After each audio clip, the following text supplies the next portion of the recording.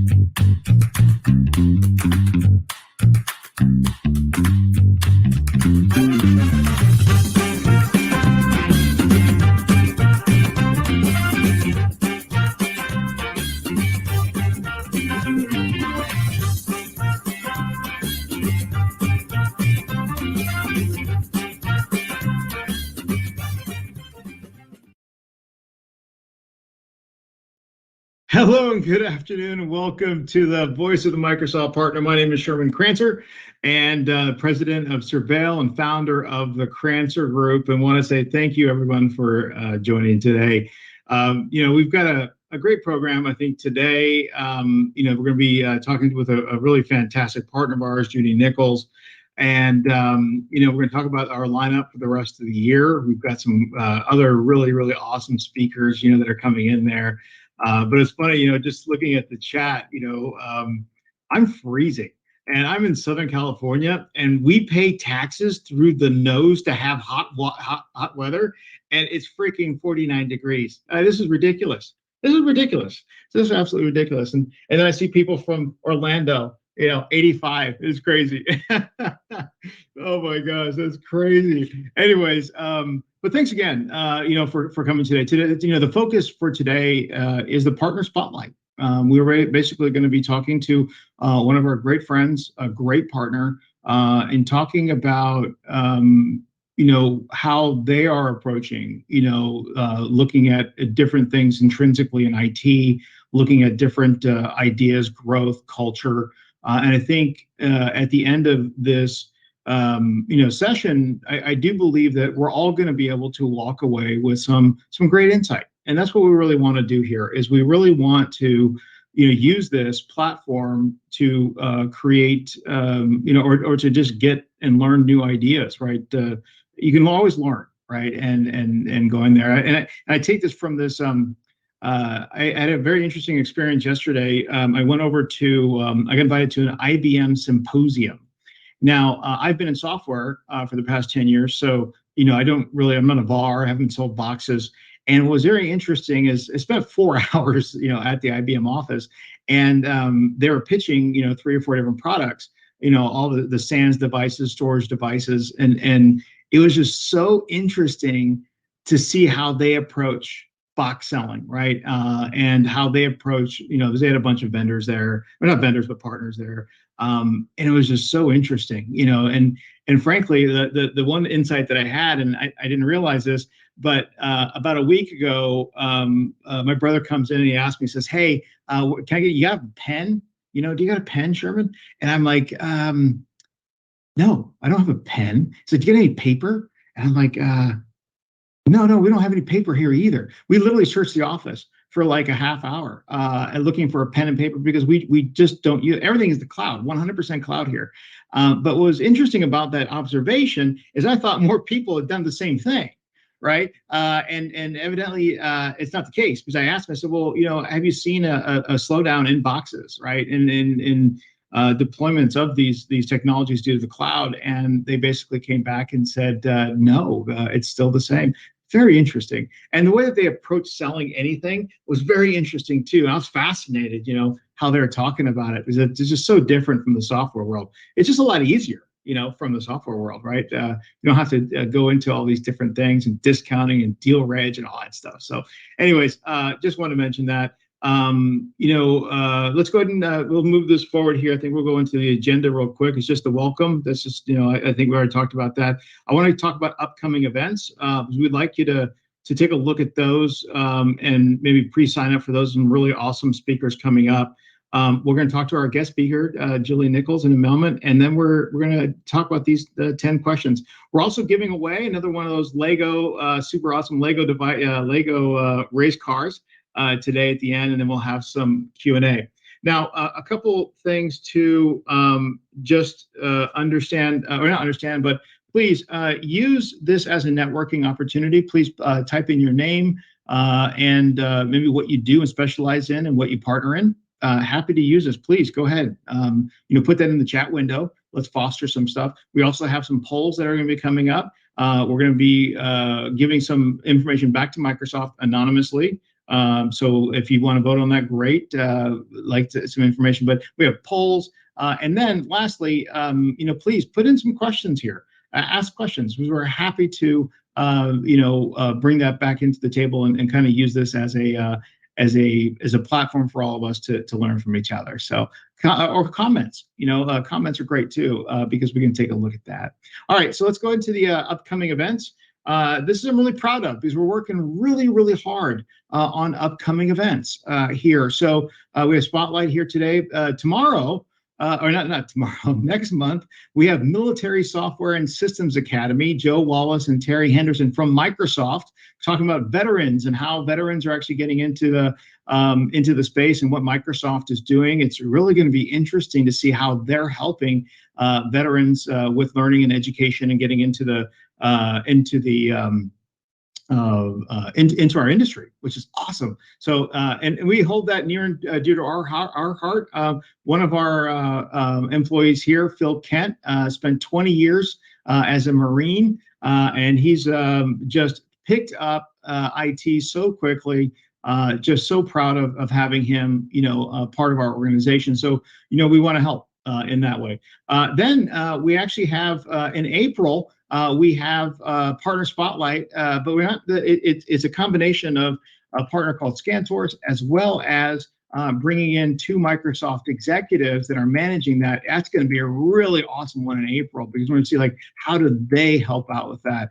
And then in May, we have Lynn Frankel. I don't know if she's on today, but we have her scheduled in. She's been 30 years at Microsoft in the service division. She'll be talking about executive coaching, which I've already had a call with her, and just like the insights, I can't tell you if there's anyone that you cannot miss, it's going to be the one in May. And as you can see here, we have more that are coming up, right? We have customer acquisition and sales strategies, best in work marketing ideas. So this is the calendar. Please, invite other folks. If that we always want to grow this as a platform where we can help you out. We're averaging this month is a little bit lighter, but we average around 700 participants. Both it's a combination of Microsoft Teams and LinkedIn Live, which is really pretty cool. So those people that are on LinkedIn, thanks so much for coming and watching. Really appreciate it. We have somebody on the chat window there, so if you want to go ahead and ask some questions, they'll relay it to us. And do that. But we always encourage you to come to our team site, and we try to send out invitations for that. So awesome. I hope this resonates for you because we're really working hard to bring real value and real content, to this whole session. All right, let's go ahead and move forward to our next slide here. I'd like to bring on Judy Nichols from Dean Dorton. Judy, would you mind coming on? Judy, would you like to introduce yourself a little bit and tell us a little bit about your company, just kind of briefly, and then we'll get into our spotlight. Absolutely. So nice to be here with you, Sherman. Dean Dorton is a full-service business consulting group. We have a wide variety of services, as you can see along the bottom of the slide here. A lot of our areas have started in the accountancy realm, but we've moved into significant technology areas. And my team in particular focuses in data analytics and collaboration spaces, as well as process optimization.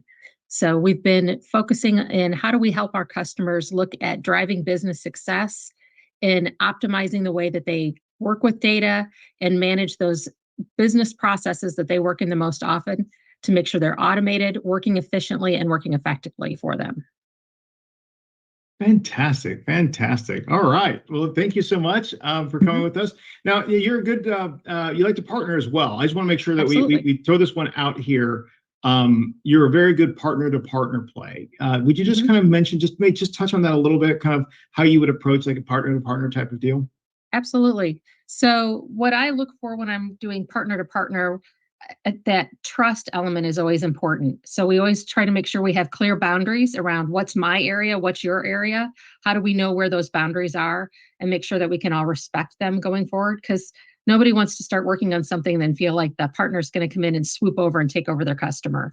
So those are things that we try to outline up front.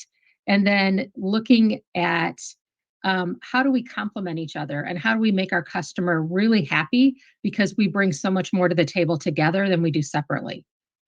So that's typically what we start working on. There's plenty of work out there for all the partners, and we can almost always find something that I may have a strength in and somebody else has another strength in, that together we bring so much more to our customers. Yeah, that's great. And there is, and that I think is key. And I think the more mature you become as a organization, or even in the business, you realize that, there's enough. There's plenty of business out there. and we're not in an industry where we need to have control of everything. Sometimes you need partners that are better experts at that. It actually makes you look better, right? And the delivery of Absolutely. whatever product or service you have, it just makes you it's better together Yeah. in that thing. So great. All right, Mhm. well, let's go ahead and get into it. The first thing I like to do is talk about like what is the superhero story, and what I mean by that is like what there's always an origin to where you began and how you got into IT, right? And the Yeah. idea here, can you give us, and not the resume, because you get the resume, but like how did you get into IT? Why IT? What how did you get Yeah. here? And you were also a previous owner of your own organization that was acquired, Mhm. so that's also important to understand. So Judy, yeah, help us understand that. Yes, so it's an old story because I've been around for a while, but when I used to work in healthcare, and I worked in physician practices, did all kinds of things, self-taught cardiovascular tech, doing a lot of different things in the medical office. And I was always the person that everybody went to say, "Oh, this isn't working. Can you get it started? Our accounts receivable tool isn't working. Can you figure this out? Can you train somebody how to use this?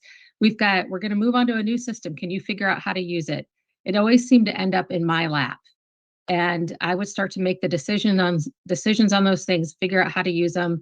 When we started looking at moving into electronic health records, I was figuring out those pieces and being the first ones to get it going. I started a healthcare users group for it was Medic Computer Systems at that time. And I always tended to be the person in the office that figured those things out, started teaching other people in the community how to use the systems, how to get the most out of it. I was figuring out how to build spreadsheets that would give us office productivity and help us track what our costs were per CPT and looking at all those things. So at one point, then I decided I needed to go beyond what I had been doing so far and actually get a college degree because I hadn't gone yet. And my kids were going to catch up to me. And so I decided to, maybe technology made the most sense for me. And so I went to University of Louisville and got my technology degree from the University of Louisville in their CIS department. And Oh, it just kind of all wow. fit well together. And I always wonder. I don't have a CIS degree, but I always wonder. For those who did get a CIS degree, Mhm. of the technology that you learned in that CIS, how much of that actually applies today? I'm just curious. Um, Quite a bit of it, actually. I don't do much. I don't do programming, and all of my team would tell you it's good that I don't do programming because they would like to keep me away from it. But I learned a lot in my database classes. It's always coming back. I gained so much from that. I learned the elements of programming, which helped me to understand when I speak with my programmers. Project management. I learned a lot about project management. hmm. It's kind of like learning typing back in the day. It's something that you always learn, always can use elements of project management. I cannot even begin to estimate how many projects I've managed. And just understanding the concepts, not only the business concepts involved, but how technology projects come together and the important elements of them. I learned so much there. It was extremely helpful. Wow, that's awesome. Mhm. I sometimes wish I remember I used to work in the computer lab at Mhm. at the college I was at, and I would see all the CIS folks coming in doing the programming back Mhm. then with the dot matrix printers, right? And Yes. they're all Yeah. sitting there, and it's just they're like looking at the code, and that's I looked like you'd see people they're crying, pulling their Yeah. hair out, and I thought to myself, ooh, not for me. Yeah.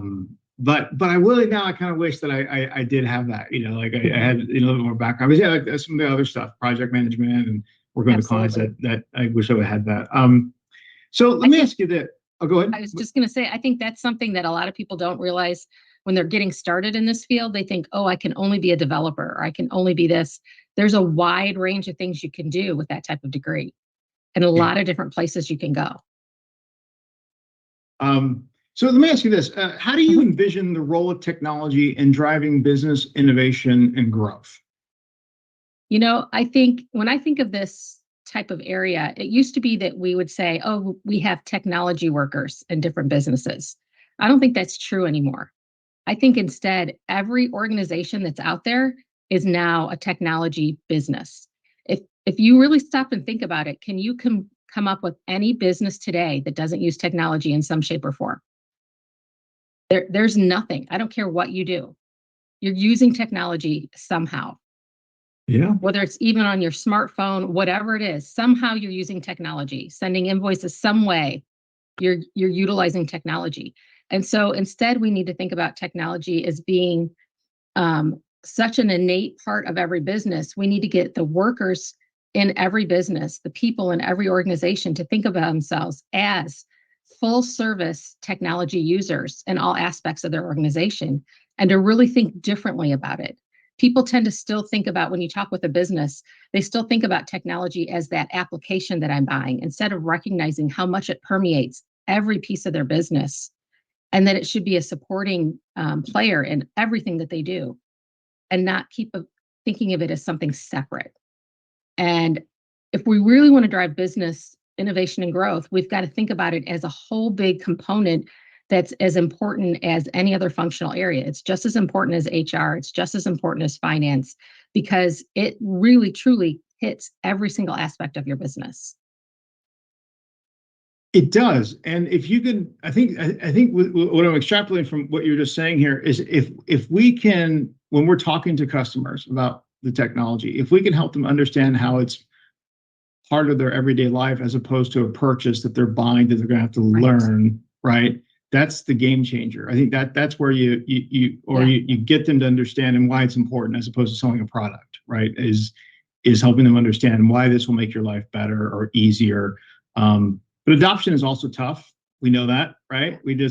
Adoption is tough, and we still have those few that are just technology phobic, right? Or phobes. I don't know. Yeah. That's where, if we can, instead of tying it to an application, but instead tying it to the people and the everyday work that they do, then it starts becoming a different conversation. It's about how you're running your business and how you're doing things and what is the success you want to do. And then technology comes up underneath and is a supporting player, rather than how are you going to use technology to drive success? No. What's important to my business to be successful? How is technology going to support that? Yeah.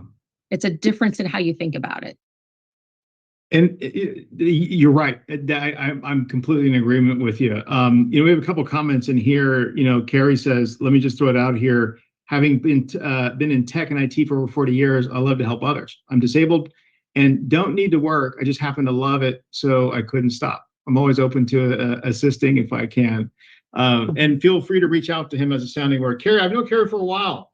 Actually, when I was at Microsoft, is a great partner in there. And then, Eric said, Van Bibber, I would say that too, the consumer and the worker are now expecting technology to exist in the biz. Mm-hmm. That's true, right? They expect it, right? I think there's a small Amish community that are still fighting it, but that's okay. I think you'd be surprised because even a lot of Amish people have cell phones now because they have to. And they're using some limited technology. They don't want to have it all over, and they may limit what's in their house, but they're still interacting with technology in some ways. That's interesting.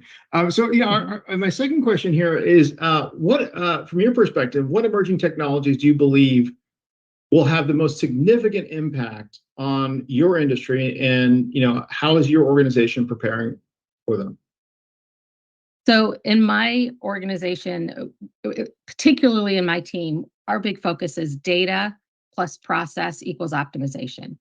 And so when we're looking at these emerging technologies, we're really looking very hard at what's helping us manage data. What are the tools? So obviously we're a Microsoft partner, so we're looking a lot in the Azure space, some of those tools. But how are we what are the tool sets that are out there to help us look at working with data in all forms and sets? And then how are we looking at automation tools so that we can not only manage data well and get the information out of it, but how do we build processes that really help us optimize what we're doing and make it work more effectively? So, I think there's a lot of Microsoft partners on here. A lot of what we're doing is really in that Power Platform space. Yeah. At the complete Azure tool set. There's so much out there, and certainly you get into AI and all of that. We're just starting to look at that and where it can take us. It's going to It's be a funny game that, changer. yeah, and we talked about Chat GPT, right? Mm-hmm. Last week, and then or just an hour ago. Yes. Um, Unbelievable. But what's interesting about this is, so we had a contract with Microsoft to be the Q&A specialist, Q&A company for Azure fundamental training worldwide. And Mm-hmm. Microsoft would send about 1,600 people to the sessions, and it was pseudo live. The only people that were live were us answering the questions. So right away, I mean, I didn't know every answer for Azure fundamentals, Microsoft 365 fundamentals, or Power. I know. So you know what I did? I actually created a chatbot. We call it Cortez. He's alive, and we use language Lewis really. So we actually turned on the machine learning. And what's very interesting about it is it started off with about 3,000 questions. That was our knowledge base that we actually created first. Today it's got about 9,000. It's learned. It's created responses. Very simple. So, but what's interesting about that, when ChatGPT all of a sudden came out here and all this stuff, I was like, hey, I know exactly how that works. I mean, I spent a week closed doors. I literally every day came in at 8 and I leave at 5, and they're like, what are you doing in there? I'm like, I've got to figure this out. It's like, I've got to, what is this knowledge base thing? Like, what is this Lewis thing? What's going on, right? And but figured it out and actually got it going. But I think it is a game changer. And we talked about chatbots, for a while, and I think that there's a lot of really good use cases for them. And one other thing too that we just talked about earlier, I had a client that I met with a couple of nights ago, and he said his client asked, I don't know if it was Bing or one of the three, the OpenAI ones. He asked, it said, can you create 12 emails for a campaign? He said, the more specific you got, for a campaign to end customers about adopting Azure, for example. And it came out with 12. Then he's like, okay, I want 12 more of this, 12 more of that. And he ended up creating 36 emails in about 22 minutes, he told me. And he's like, yeah, I got all my GTM right now. It's all done. It's unbelievable. Unbelievable. Yeah. Like, holy smokes.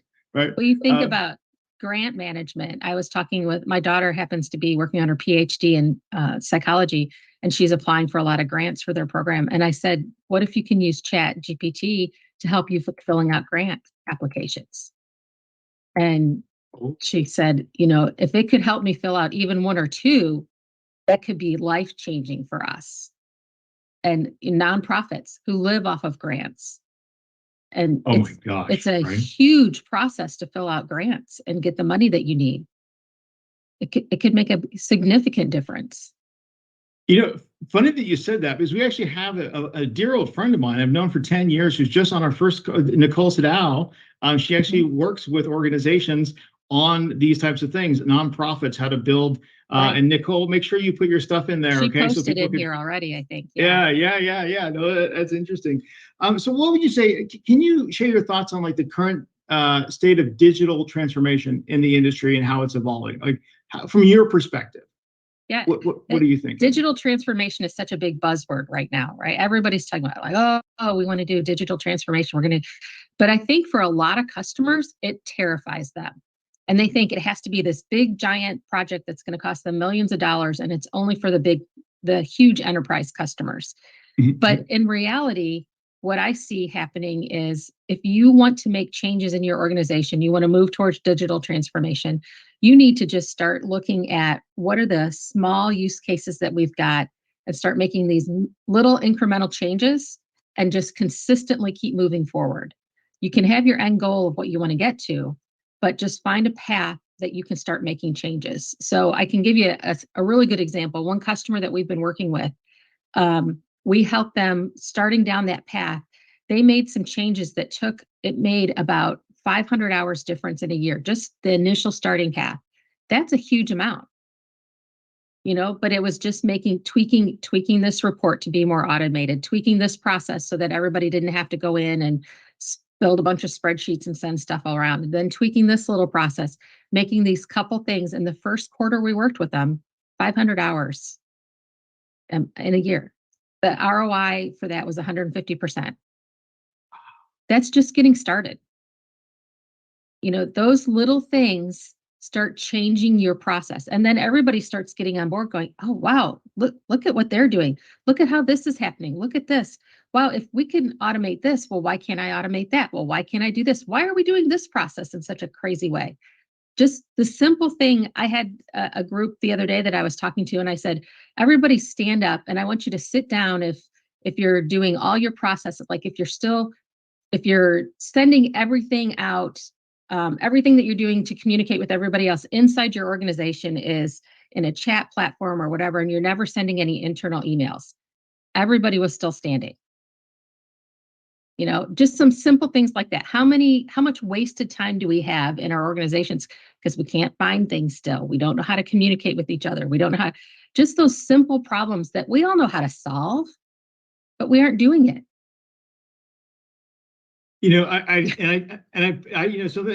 it's a great segue. Well, not segue, but that's a great answer because, and I put a question that I think we should all be doing right now. A simple question whenever you're talking to a potential client or whatnot is, do you have any processes that seem archaic or, or just take too long to complete? And we'll give you so we do Power Platform immersion experiences, right? And we used last year we helped a major university, a major university in the South. I can't tell you who it is. But they came to us and they said, Sherman, do you know a partner? We got them in touch with a partner, a Power Platform partner, and they said, we have 900 requests for new computers, and we need it. And this was in July, okay? And they said, we need them done by, we need to get them out before the start of the school year, right? So about a month and a half. And they said the problem is each one of our requests, 15 steps, and it takes about 22 days. We're not going to be able to get through this for a year, and they're like, can you help? And I was like, hey, hold on a second. Tell me about your process. So we mapped it out. They had 15 approvals, like to get this all the way through. And then they also had, and I think, I just picture this, okay? This is the way I pictured it in my head. They're like, yeah, one of our, and I pictured this little, tiny person, lady. What she had to do is she had to print out the request and she would walk across campus. Okay. And she would get the person to actually sign it, say yes, right? Okay. Right. Mm-hmm. And then walk back. And she did it like 5 times a day. It's like, man, that lady's getting like 20,000 steps. This is awesome. She's like the fittest, person. So we looked at that, but then we're like, okay, let's put together a Power Automate. And so the partner put together a group, Power Automate. They shrank that down to 2.5 days, right? They're able to actually get all those devices through, but it's just the power of the thought of that. And that was such low hanging, fruit. Yeah. Crazy, right? Just like that's the kind of stuff that you can start with a little bit and drip in and solve, or you can just help them do a Power Automate on their email, even, just something small, right? There's so many little processes like that. And it's Power Automate is a fabulous tool set, and it's so great to work with. But we've had the technologies available for years to be able to do some of this. I mean, I was doing InfoPath forum demonstrations 15 years ago. I was traveling around the US for Quillogy doing different demonstrations all over, and people were shocked and amazed, like, oh, we can automate these forms and we can have people do approvals. And it's like, yes. It's been here. It's been here. We could do all this for so long. But people still want to send you, they think they're cool if they can send you a PDF instead of, giving you a paper form. Exactly. There's so much we can do, but we just don't do it. And it's not just our customers. I see it inside technology companies. We don't eat our own dog food. Yeah, that's true. No, that's very true. And I think when you approach your customers with, hey, I got an idea. I think I can just hear me out for a moment. What is the problem that you have here?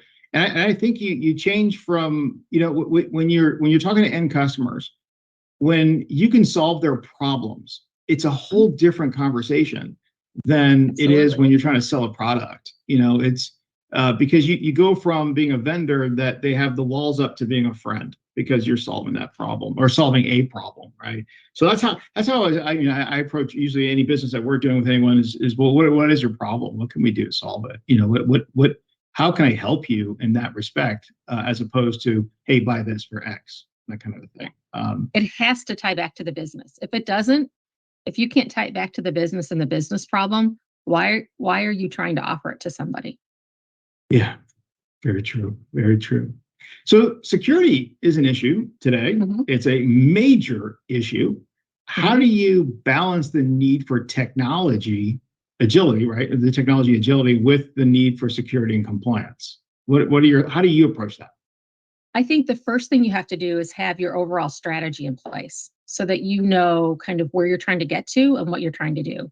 That helps you have your guidelines around what you're working, where you're trying to go. Just like the same way if you're driving your car and you come into a traffic jam, if you know where you're trying to go, you can easily reroute around onto another street and then get to where you're supposed to end up. So that helps you kind of keep the same scenario in mind. Often what I see the problems with security is you've got that, we got to weigh the whole piece in mind. So it depends, you have to look at the whole thing of how much is this slowing down my users versus what are the risks all the time. It's that balance piece. Yeah. And if the leadership, which is how many times, and I bet if we did a show of hands on here, how many times do you see that the biggest problem in security issues are the leadership not following the rules rather than the end workers? I bet every partner on here could tell you a story like that. And if you've got the strategy laid out that says this is what our end goal is and this is how we're trying to do things, and you can point to something and say, okay, we need to set up this type of security because it meets these strategies and goals that you're trying to do as an organization, it's hard for leadership to argue with that. But if you're just saying, oh, we're going to put this new security piece in and we want everybody to do it, and you don't have a business rule to follow along with it, it's harder to get it implemented. And you need leadership to support it all the way down. It doesn't work to go bottom up on security. It's got to be top down. That's a good point. I would agree with that. But it is such a delicate balance, right? Because if you got your secure score to 100, you'd be behind you couldn't 12. Function. You couldn't function. You'd be 12 bars. So it's a balance. Right. And you can't. But then you're like, okay, but I can't have my secure score at 20. Right. Right. Porous holes. It depends on your type of organization too, right? If you're healthcare or finance, you've got stricter security rules than you may have for some other types of organizations. Yeah, 100%. 100%. We were doing a security review with another customer the other day, and they had some, close to about, over 2 million logins in 1 month. Just like a big organization. And they had one conditional access policy. And so their failed sign-ins was like 10, right? I mean, of all the stuff. And they're like, this is great. Didn't we do a great job? And I'm like, well, you basically left the door open to your house. And you let all the neighbors in, just whenever they want to come in. And the only neighbor that couldn't get in is the neighbor who tripped on your driveway. That was your conditional access policy. Right. And he's like, oh, okay. I'm like, yeah, wait, we need to figure this out. We need to help you, touch on this one. Absolutely. So let's just switch gears a little bit here. And this is more internal to your organization, really. And it's, it seems like a lot of us are always overutilized, right? We have a lot of our engineers are oversubscribed. So how, with Dean Dorton, and maybe even in your organization beforehand, how did you implement or promote a culture of innovation and experimentation with your organization? Yeah, we started this with Breakpoint. So the company that I had was Breakpoint Technology. I owned it with 2 other partners, and we sold it to Dean Dorton about 1.5 years ago. We really focused hard on building a culture with our team of respecting each person, encouraging everyone to recognize, we know you're going to make mistakes. We all make mistakes. And we just need to acknowledge it and figure out the right approach to go forward. And recognizing that unless you try things, we don't learn anything. And also, we had a really strong culture of understanding that learning happens at all levels. So the most junior person on the team could bring something forward and everybody could learn from them. And you didn't have to be a senior person to bring something forward that was of interest, that could be used in a project, or was worth us exploring as an option. And it really helped us foster this idea that we should be continuously learning, that everybody was of value. We also, just even some simple things like code reviews that we do. So our most senior architect might write some code, and maybe the more junior person would review his code, because we do code reviews on everything that we write. And it's that constant, checking of each other, learning from each other, making sure we're in balance, recognizing every person can make a mistake, every person needs a backup person, and just keeping that fostering of ideas going. I can't tell you how many times somebody has gone out and said, one of our people have come in and said, I was looking at this or seeing this, and I thought it might be interesting for us for this customer. And it's like, okay, let's stop our scrum session. We need 15 minutes for you to show us what you're thinking about and share your ideas. And then we can show it to a customer later, because it's something that we all needed to learn. I wonder. I mean, it seems like it's easy for us, or as partners. I would consider myself, I guess, a kind of a partner, but because I'm here, but to be closed-minded about new technologies, because that's a huge mistake, right? Isn't it? I mean, if you're going to work in technology, you've got to be learning all the time. If you think, okay, I've learned it all, I've got all I need to know, and I'm not going to change anymore, you're in the wrong field. Every day, our technologies are changing. I mean, heck, how many new releases has Microsoft pushed off probably today for Office 365? Right. I bet there's hundreds. I mean, we're constantly learning new things and new ideas, and there's so much out there, so much opportunity that we should be learning from, and we should be excited about. You can't do everything. You got to put boundaries around what you can do, but we all need to be paying attention. And when you work as a team towards this, each person on your team can kind of get their areas that they like to learn about and bring it back to the whole. And it's so great. And it really engages your team members and makes them feel like they're valued and like what they're doing is important at every level. So this is off. This is not a question that you and I talked about, but this kind of leads me to think about, Microsoft has now rolled out the Partner Solutions designation, right? And there's a lot of changes, right? Absolutely. And what Partner Solution designation has really done is it's forcing the hand of learning. And I think Microsoft wanted you to do that for many years. Learn, get these more certs, but this one's a lot more push. How have you? I mean, how has that resonated with your engineering staff? Have they pushed back on having to learn the new things? And then how would you approach? How do you convince them, like, no, this is what we got to do, without saying, hey, you got to do it or you're out? I mean, I'm just curious, like, how have you guys approached that from your perspective? Yeah, so we've really tried to look at tying this to what is the work we're doing, who is the right person for what exams, and how do we think about where we're going and put the certifications in process there. I'm probably I may have a less popular viewpoint on some of this too. I really can see, I think, where Microsoft is going with this. I think it's going to be good for us in the long run, even though it's a hard way to get there right now. But for a lot of my team, they've been able to take this and apply what they're learning to projects they're currently working on, and it's been helpful for them. And we've really encouraged them to focus on them. They also fully understand what it's going to do for us as an organization, how it's going to help us get more work, how it's going to lead to more things. So they bought in on that, and we've worked on it together, setting goals and how they can get there.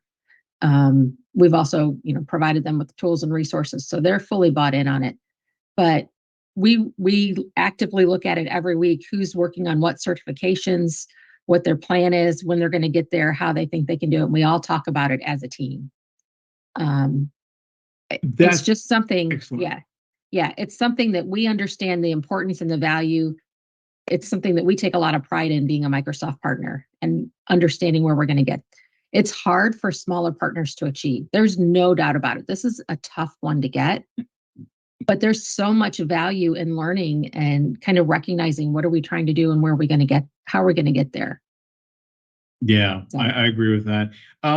This is just a very short answer, and actually, I'm curious if the group here could tell me what they think about this question. Is have you had to incentivize them financially to get the extra certs? I'm wondering if anybody else had to do that with their internals. We've put it as part of their goals, their yearly goals, to do some certifications because it's an ongoing practice. That's something that you do every year. Really, that's an ongoing thing that you've got to do, is to continue to get Microsoft certifications when you work in this space. I like that. I think it's a conversation that you have to continue taking, and it's one, I'll just be really frank, that we've held sometimes. Is it's another one of those balance things, right? You've got to have some things you have time to learn within your job, and sometimes just because you work in this field, you've got to do some additional study on your own because you're trying to keep up to date, you're trying to keep sellable skills, and you want to stay up to date in this industry. And so we have really frank conversations about some of this on my team sometimes. I've got people who are fairly new out of school, as well as people who've been around a long time. And sometimes we have to talk about these harder conversations, and we do it as a group. So we don't single anybody out about how do you balance your life? How do you understand figuring out billable work versus time to learn, getting all those things in together. But that's part of working in this field. Yeah, it is. I think that a lot of the pushback comes from how our partners are built. They sell 200 things, or they can sell. Their line card is so big. So then what do you focus on, right? Yeah. Whenever we're working with partners, we're always talking about, hey, let's focus on 4 or 5 things that you do great. Let's focus on getting better and better and better and better at that. And then our utilization rate comes down. People are a little bit happier. You can understand what your profit margin is. It's just a lot simpler, right? Instead of doing that from that big stuff. Ryan Williams, I like his comment. For my company, no certs, no training, no raise. I think that there's a component of that. I like that. I don't even think that that's very, challenging or whatnot. It's just like, hey, I like that. And more people they want to learn. Most people want to learn. That's very true. That's very true. Let's see. Eric asked you a question. Do you do your own internal certs, sort of business specific patterns and processes? Let me see. My experience that most like to show their labels and accolades. Eric, why don't you rephrase that? Could you? I'm so sorry. I think I know where you're getting at. If he's asking if we develop our own internal certifications, we don't necessarily. We tend to follow the Microsoft certifications. I think that's what he's asking. Okay. Yeah, he said yeah. Okay, perfect. All right. I hope that answers his question. Okay, so I guess this kind of goes into it. How do you ensure that technology solutions align with the business strategy and deliver value to the stakeholders? Can you answer that one? Yeah, we always start with the business goals, right? What are the goals for your organization at the very top that you're trying to do this year? What are you trying to hit? What are you trying to do? And then we can start to pull the strategies down from there. Because if the technology strategies don't align with the business goals, they're useless, right? If your business goal is to drive 10% more in a market in a specific area, and I can't tie the technology to that somehow, it's going to fail.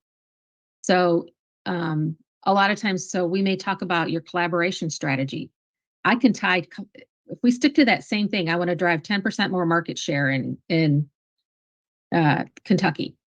We'll just stick with my state. I can tie collaboration strategy to that because I can talk about how your team needs to collaborate together, how your marketing and your sales team needs to work with operations, and they need to understand what's happening, and they need to share information back and forth. They need to be able to see the opportunities. They need to be able to see what the forecasts are. They need to be able to see what products are available. And I can drive all that together and put together a full collaboration strategy to drive that. I can also do it from the data side. I can talk about numbers and forecasts and data and where everything exists and put it all together. And the technologies then fit into there. Technology strategy should not be about, I'm going to use Azure and I'm going to implement Microsoft 365. That's not a technology strategy. Those are tasks. Those are tasks. And we That's very forget true. that. Yes, that's very, very, very true. Yeah. So my team has indicated that we do have a giveaway coming up here. So a second. So just hold on. We're going to do one more question here. But if anyone has any other questions, please go ahead and put this in. The giveaway is kind of fun. We just like to start sending these Lego things around. Yeah. Who doesn't So like Legos? let me see. Can you share your insights or experiences that have shaped your approach to leadership in the technology industry? Well, one of the things I'd be remiss if I didn't mention my involvement in IAMCP. That's helped a lot. I've been involved in IMCP for several years. I'm currently the virtual chapter president, and it brings a lot of great information to me as a partner, and certainly from a leadership perspective, so that I can understand what's going on. It helps me better understand what's happening in Microsoft, really helps me think about how to lead my organization and drive work there. I think that personal experiences as well from being a woman in the technology field certainly shapes your leadership experience, because you start to recognize what it's like to be one of the few people in the room instead of one of the majority in the room. And then working with a lot of my friends who are people of color and others, and listening to them and trying to hear their experiences as well, helps shape that thought of how do we listen to all people and have a more diverse experience, and not just try to listen to the loudest voice in the room. So I love that's that. probably a lot of what we try to focus on. I love that. I love that. Well, being on our program like this is part of shaping your leadership and in your thoughts, right? And helping our industry. And that's really what this whole call's been always about for the last 3 years. It's about helping us all figure out how to, I hate to say the Satya, achieve more with, Yeah. but yeah, I It mean, fits though. we're here to learn though, right? Yeah. And so it's pretty interesting. All right. Let's thank you, Judy. Thank you so much for this.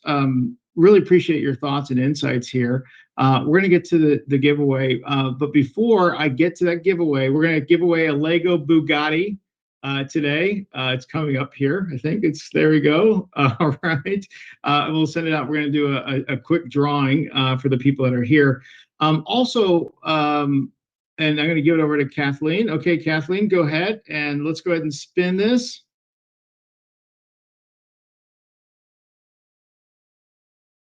No way. He did it. He did it. I said, we got it to Peter Wolf, good friend. Peter, we'll go ahead and send this out to you and talk to you. Congratulations. I think you manifested it by saying that you might be leaving anytime soon. So we're going to put up our contact information here. One of the things that I haven't done in the past, and I'm going to do it this month, is I'd like to reach out to each one of you who have actually come on here, and I'm going to send out some meeting invites for like 15-minute meetings. And what I'd like to do is actually just get to learn everyone's business a little bit more, kind of get a little bit more involved, and just set up a non-selling type of call. But I want to see if there's stuff that we might be able to help you out with, or advice that we can provide. So just to let you know, I'm going to be sending out some invites for you folks. If you want to vote here and say, yes, you want to talk to us, great. But I'd like to do that and get more connected with the folks here. We also have our contact information on the call here if you'd like to reach out just directly to us. And then I do want to mention one more thing here is the SkyKick offer. So I don't know if many of you were here back in December, the first week we actually had SkyKick, and they have an incredible new program. Now SkyKick's not on today. This is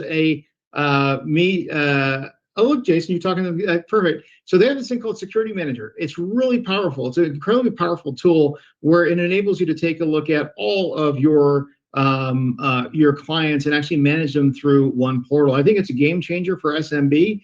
I believe in it. We're not being paid to talk about this, or there's no remuneration. I really love that company. I like who they are with this, but it's very interesting, right? You can run campaigns against your current client base and use the security manager to identify things a little bit quicker, right? And identify, I think you can see here on the slide, the features, right?